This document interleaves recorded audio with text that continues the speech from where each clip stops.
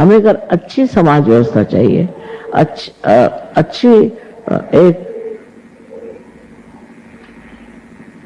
व्यवस्था ऐसी हो कि जिसमें कोई किसी को खसोटे ना, मारे ना, और सब लोग आपस में प्रेम भाव से रहें, तो इसका इलाज सिर्फ सहयोग कर सकते हैं। सहयोग दिखने में सीधा साधा है और सबके अंदर शक्ति होने से सब सोचते हैं कि हम तो पार हो जाए, पर इसमें रजना पड़ता है, इसमें रमना पड़ता है, और उसके बाद ही इसकी शक्तियां पूरी तरह से जागृत हो जाती, और उससे आप हिंदुस्तान ही नहीं सारे संसार का उद्धार कर सकते हैं, और इस उद्धार की व्यवस्था हो रही है।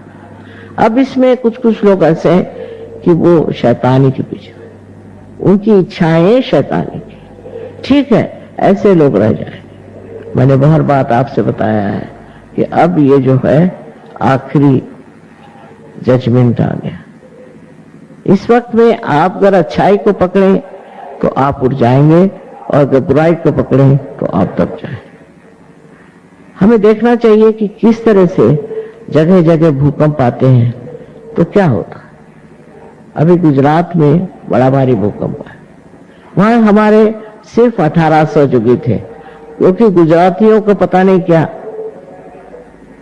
सहयोग से खास मतलब नहीं होता। सिर्फ 18 सहयोगी वहां, सब के सब बच गए, और उनके घर पूरे जैसे के थे वैसे।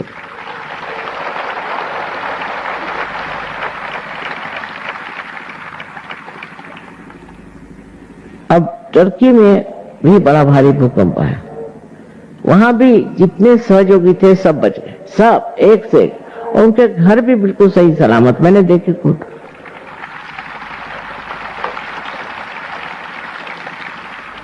क्योंकि आप परमात्मा के साम्राज्य में आ गए, तो आपका संरक्षण है, आपको कोई मार नहीं सकता,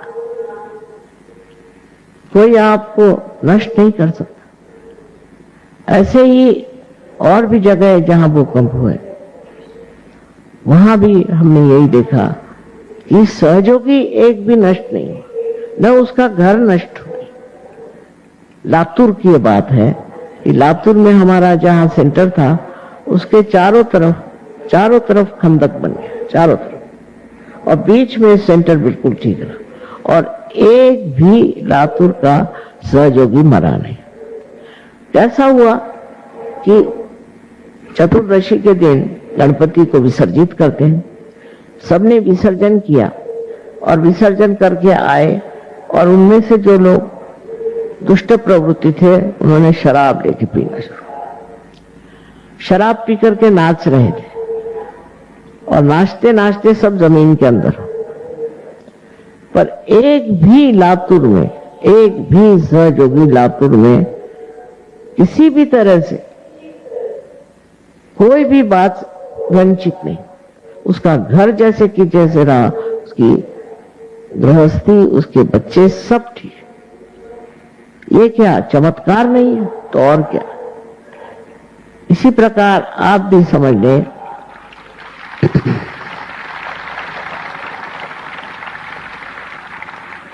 कि परमात्मा का जो संरक्षण है वो आपके ऊपर होगा, क्योंकि आप उसके साम्राज्य में गए।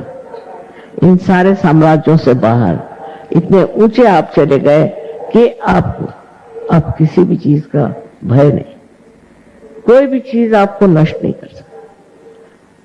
इस तरह से हमने सहयोग में अनेक उदाहरण देखे हैं, अनेक लोगों को बीमारी से उठते देखा है।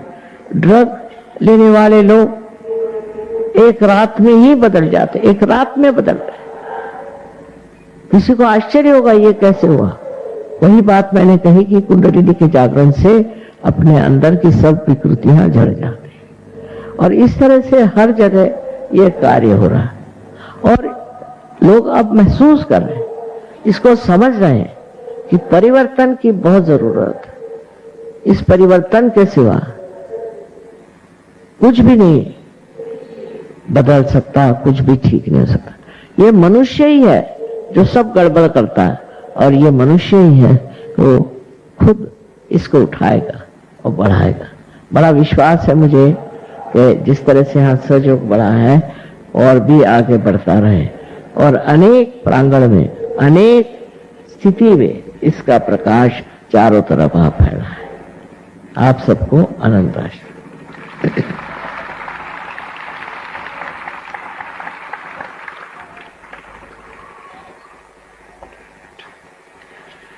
I'm sorry I have to speak in Hindi language because most of the people are here Hindi. Moreover, I didn't know whether to speak Urdu mixed or Sanskritized Hindi, because we have lots of languages here and they all have different hues. As it is, whatever I have told them is very simple, which you all know, that you have to have your Kundalini awakening, because that is your pure desire. And to achieve that pure desire, you don't have to do anything. It just works out as you have seen, for which you don't have to pray, for which you don't have to stand on your head, for which you don't have to give up anything. This is not a new thing for you, you all know, and you have achieved it. What I am very proud of, that in this country we have the heritage of saints and of many people who have talked about it. But in your countries, nobody even expected that there could be such a power that would give you this awakening. But just imagine, it has worked wonders. Now, as you know, we are working in 86 countries, while I am not visiting them, neither have I energy to go to all of them. But how it is working, because when you got it, you took it with you and you gave it to others. One person can give realization to 1,000 people, you know that way. So the way you people have accepted Sahaja Yoga and have taken up as a mission, I wish everywhere in every country people do that. If we have to change this world, if we have to change all our circumstances, it is important, very important, to see what is your role, what is your life itself, what is your existence for. After realization, your existence is for giving realizations to people. This you must realize. Nothing is more important. Job is not important, money earning not important, positions not important, but give realization to people and otherwise everything will fit into it. For example, I see here a camera. See, for camera I don't have to do anything. Only if you click it, you get the photograph. Sahaja Yoga is like that. That if you decide, if you really decide in your hearts that we are going to spread Sahaja Yoga out and out, nobody can stop it, because it's the help of God Almighty that you can do it, which is a very simple work, and that is most satisfying. That's all I have to say to people who are Sahaja Yogis abroad. They should first think of spreading Sahaja Yoga and saving people. It is their basic minimum of minimum idea should be about self-realization. You don't know how one feels happy to see so many people getting realization. And it's such a joy-giving thing to give realization to people. I know so many of you are doing that way, but all of you should do it. All of you should work it out instead of getting lost into nonsensical things. This is my request is, and I would say that there are so many great people among you. You should follow their model and try to make a beautiful world out of this horribly threatening, useless world. May God bless you.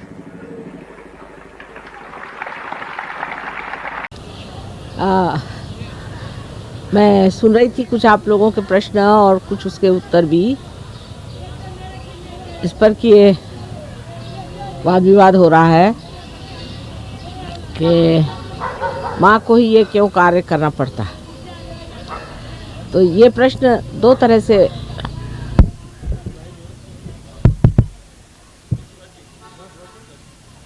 ये प्रश्न जो है ये दो कारण से पूछा जा सकता है। एक तो ये कि क्यों हमारी माँ को इतनी तकलीफ़ उठानी पड़ती है, बाप को सब काम करना चाहिए। और दूसरा ये कि हम तो बाप ही को मानते हैं तो माँ को ये काम करना चाहिए। अब विधाता की बात ऐसी है कि जो काम जो कर सकता है उसी के हवाले वो काम करते हैं, क्योंकि समझदार है। कुंडलिनी जागरण का काम करना कोई आसान चीज़ नहीं, खासकर कलियुग में, जबकि घोर कलियुग छाया है और आसुरी विद्या फैली हुई। इस वक्त लोग ऐसे भी हैं जो महापाप कर बैठे हैं, अनंत पाप किए हुए हैं उन्होंने अपने जीवन में, इस जीवन में। और ऐसे लोग हैं जिन्होंने अपनी कुंडलिनी को भी हताहत कर दिया।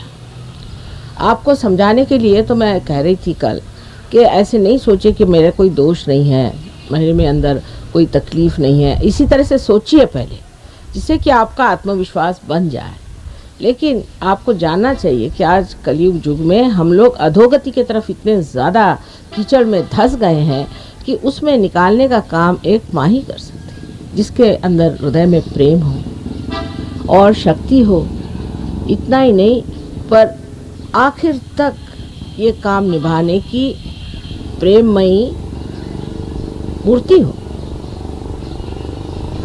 अभी कृष्ण को देखिए, उनको तो जल्दी जल्दी गुस्सा आ जाता था। वो अगर किसी को देखते कि कोई पापी है और उसने पाप किए, उसको ठीक ठाक थोड़ी करते थे। वो एक उन्होंने सुदर्शन चक्र चलाया और ख़त्म, उसकी गर्दन गई। श्री राम को देखिए, रावण का उद्धार उन्होंने उनका वध करके ही किया। क्राइस्ट को देखिए, दूसरी उनकी चरम सीमा की, उन्होंने क्रूस पे अपने को लटका लिया। सबकी ज़रूरत थी, ये सब कार्य की ज़रूरत थी। वक्त ऐसा था, समय था जिसके अनुसार कार्य होता था। आज कलियुग में ऐसा इंसान चाहिए कि जो बहुत शांतिपूर्ण, धीरज से, संभाल के, प्यार से लोगों को इस परमात्मा की नाव में बिठा दे।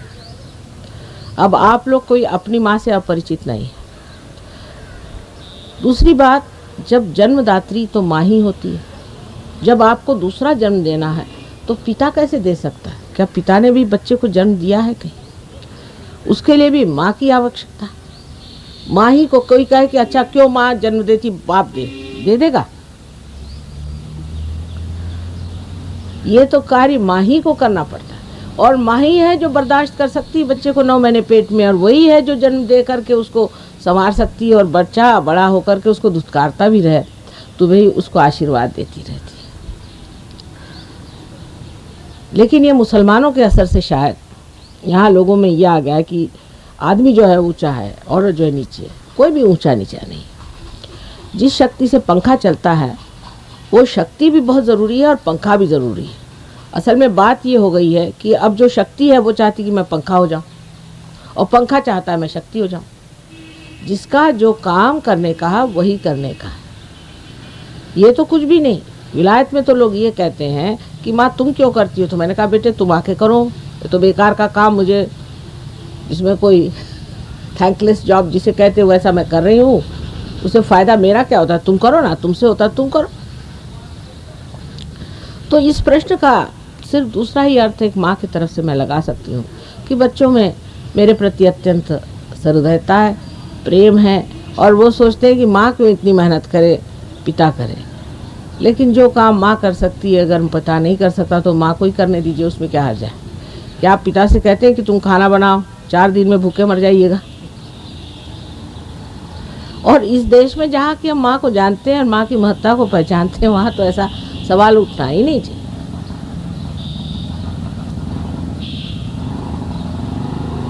और आखिरी कौन सा प्रश्न पूछा था?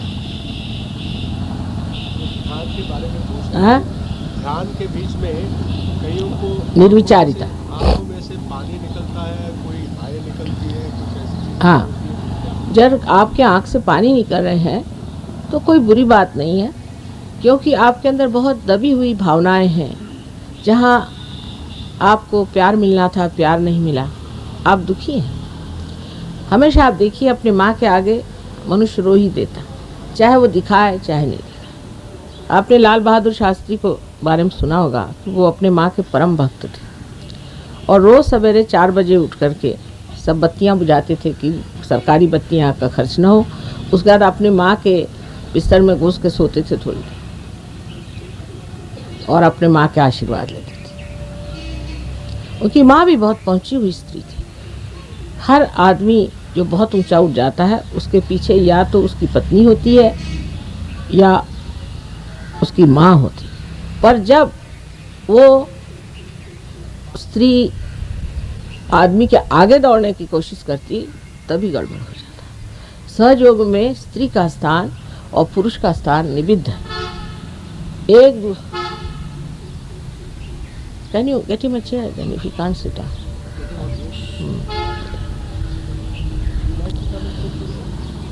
ठीक है एक कुर्सी मंगा लीजिए, कुर्सी। इफ ही कैनॉट सिट, हाँ। सो हर एक का स्थान निबिद्ध है। ऐसा नहीं है कि औरत आदमी बन जाएगी, आदमी औरत बन जाएगी। जो हमारे यहाँ शिक्षा पहले थी कि स्त्री स्त्री के जगह, पुरुष पुरुष के जगह। यत्र नार्या पूज्यन्ते तत्र रमन्ते देवता। स्त्री की पूजा होनी चाहिए, लेकिन स्त्री को भी पूजनीय होना चाहिए। फिर इस राजस्थली में जहाँ पद्मिनी जैसी औरतें हो गई, आप लोग क्या बातें कर रहे हैं? आपके इतिहास में एक से एक राजपूतनी हो गई, क्या आप लोग सब भूल गए? राणा प्रताप को उनकी बीवी ने क्या सीख दी थी? हमारे यहाँ एक से एक स्त्रियाँ हैं। यहाँ की राजपूत की तो राजपूतनी जो हैं उनके तो कितनी बड़ी बड़ी कथाएं संसार में। इतनी वीरश्रीपूर्ण जो औरतें जहाँ हो गई, वहाँ आप क्या बात पूछ रहे हैं औरतों की? ये तो मुसलमानों का कुछ असर आ गया है, इस वजह से आप लोग ऐसा कह रहे होंगे, और तो मुझे समझ में नहीं आता। जो राजपूताना के रहने वाले लोग हैं, राजस्थली के रहने वाले लोग, वो नहीं पूछे। हाँ, उधर के बाहर के, अब पंजाब के लोग हैं, जैसे उन पर मुसलमानों का बड़ा असर है। सिंध के लोग हैं, वो तो बिल्कुल ही उस मामले में। लेकिन राजस्थान के लोग तो अपने इतिहास को पहचानते हैं। अपना इतिहास आप भूल गए क्या? शतरानी मानी जाती थी ना यहाँ की। अच्छा बताइए।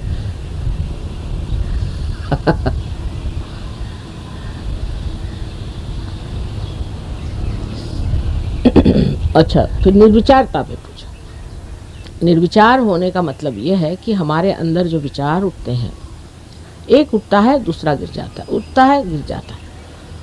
हम उसका गिरना शायद देख लें, लेकिन उसका उठना नहीं देख पाते। इन दोनों विचारों के बीच में एक स्थान है जिसे विलंब संस्कृत में कहते हैं।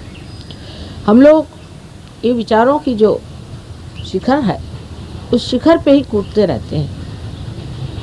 इसलिए या तो हम अगला सोचते हैं या हम पिछला सोचते हैं, गत सोचते हैं या भविष्य सोचते हैं। ना तो गत अब रह गया, वो तो खत्म हो चुका, और जो भविष्य है वो सामने है ही नहीं। जो है सो आज, वर्तमान, आज, अभी, इस वक्त, ये समय। इस वक्त हम खड़े नहीं हो सकते, और इसी समय में जो कुछ जानने का पूरा की पूरा जाना जा सकता है। लेकिन इस वक्त हमारा ध्यान ही जब इसमें नहीं है, जब हमारा चित्त ही इस क्षण पे टिका हुआ नहीं है, तो हम कैसे जान सकते? क्योंकि हमारा चित्त बटा हुआ है, या तो गत में है या भविष्य में। इस वक्त हम कहें कि आप अपना चित्त रोक लीजिए, आप रोक नहीं सकते। जब कुंडलिनी जागरण होता है तो ये विचारों के बीच का जो विलंब का स्थान है, वहाँ पर जा कर के आपका जो चित्त है वो रुक जाता है, इसलिए आप निर्विचार हो जाते हैं। विचार आप करना चाहें तो कर सकते हैं, पर अब जो विचार आप करेंगे ये प्रेरणात्मक होंगे, क्योंकि इसमें आत्मा का प्रकाश होगा। अब आप सामने हमारे बैठे हैं, समझ लीजिए, हमारी बात छोड़िए, लेकिन आप लोग जो हैं यहाँ आए हुए हैं, ये भी बता सकते हैं कि आपकी कुंडलिनी का कहाँ रुकावट हो गई, आपकी कुंडलिनी कहाँ बैठी। इसका जागरण क्यों नहीं हो रहा। आप खुद स्वयं के बारे में कुछ भी नहीं जानते, ये आपके चक्रों के बारे में बता सकते हैं, अपने चक्रों के बारे में बता सकते हैं। जैसे कोई साहब ने आके मुझसे कहा, सहयोगी ने, कि माँ मेरा आज्ञा चक्र पकड़ा, सामने में आज्ञा पकड़ रहा, इसका मतलब है मेरे अंदर अहंकार बढ़ गया। लेकिन ऐसे आप किसी से कहो कि आपका अहंकार बहुत बढ़ गया तो वो मारने को दौड़ेगा। अगर उसमें वाकई अहंकार है तो और भी पीटेगा। लेकिन स्वयं ही आप अपने अंदर के दाग जैसे देखे जाते हैं, अपने साड़ी के अंदर के दाग अगर मैं देख लूँ तो मैं नहीं चाहूँगी कि मेरी गंदी साड़ी रहे, उसको मैं धो डालूँगी। अगर मैं देख ही नहीं सकती हूँ, अंधकार में बैठी हूँ, तो मैं नहीं चाहूँगी कि कोई कहे कि तुम्हारे अंदर दाग लगा। यही आज का सहयोग है कि सबसे पहले कुंडलिनी का जागरण कर दो। हाँ, सफाई करते रहो, एक एक चक्रों की सफाई करो, ये करो वो करो, कितने सालों से होते ही आया है। मैंने कहा कि चलो सबको पहले जागरूक कर दो, फिर उस टिमटिमाते प्रकाश में आप ज़रूर देख लीजिएगा कि आपके अंदर कौन सा दोष है। आप ही अपना दोष खुद ही ठीक कर लें। अगर सांप को हाथ में पकड़े हैं, कितना भी कहो आप सांप छोड़ेंगे नहीं। ठीक है, थोड़ा सा प्रकाश दे दो, सांप अपने आप छूट जाएगा। अब विलायत में आप जानते हैं कि कितना लोग ड्रग्स वगैरह लेते हैं, एक रात के अंदर उनका सब छूट गया। सो कैसे घटित हुआ?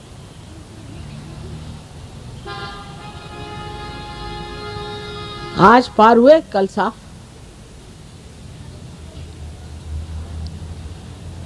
क्योंकि प्रबल इच्छा उनको परमात्मा की ओर उठने की। जितने अधोगति में है उतने ही जोर से वो परमात्मा की ओर उठना चाहते हैं। और हम लोग ऊर्ध्वगति पर चल रहे हैं, लेकिन दोनों तरफ कूदते हैं।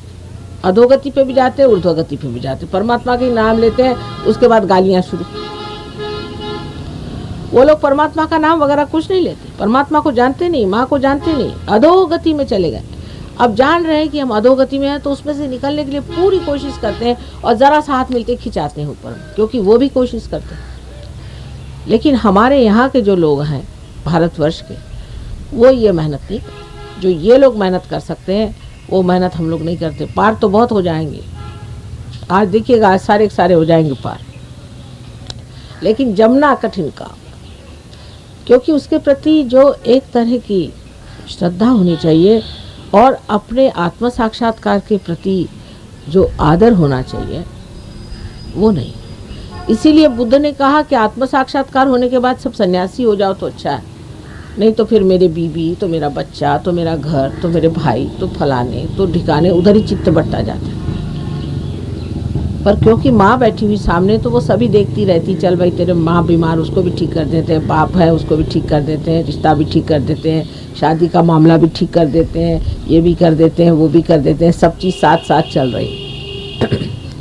लेकिन जिस चीज़ को हम बहुत छोटा सा समझ रहे हैं, बहुत बड़ी चीज़ है। आज सारे सृष्टि में आप देखिए कितनी आफत मची। परमात्मा ने इतनी सुंदर सृष्टि बनाई और मनुष्य ने उसको कितना धूसर कर दिया, खराब कर दिया। कहीं सुख आनंद किसी को नहीं। ऐसा आज समय आया हुआ है कि इस वक्त अगर हमने इस अपने दिव्यता को नहीं पाया, अपने दैवी शक्ति को नहीं पाया, तो सर्वनाश की बात है, सर्वनाश की बात है। सारे दुनिया की जितनी मानव जाति है उसका उद्धार करने की बात है। उसमें आपको मेहनत करनी पड़ेगी, उसमें आपको खुद को बनाना पड़ेगा, पनपाना पड़ेगा, तब जाकर के काम बनने वाला है। और आपको आश्चर्य होगा कि इसका उत्तरदायित्व, इसकी जिम्मेदारी आप भारतीय लोगों पर है। साइंस की ज़रूर उन लोगों पर है, लेकिन परमात्मा के साइंस की जिम्मेदारी आप लोगों पर है। आप लोगों को ही इसके बारे में, इसके ज्ञान के बारे में जागरूक होना पड़ेगा और समझना पड़ेगा कि ये जो जड़ों का ज्ञान है ये क्या है। ये हमारे देश में अनंत काल से गुप्त रूप से आया। इसकी वाच्यता सबसे पहले आदि शंकराचार्य ने की, ऐसा कहना चाहिए। पर मार्कंडेय आदि सब लोगों ने कुंडलिनी के बारे में काफ़ी कहा हुआ, लेकिन हम कहाँ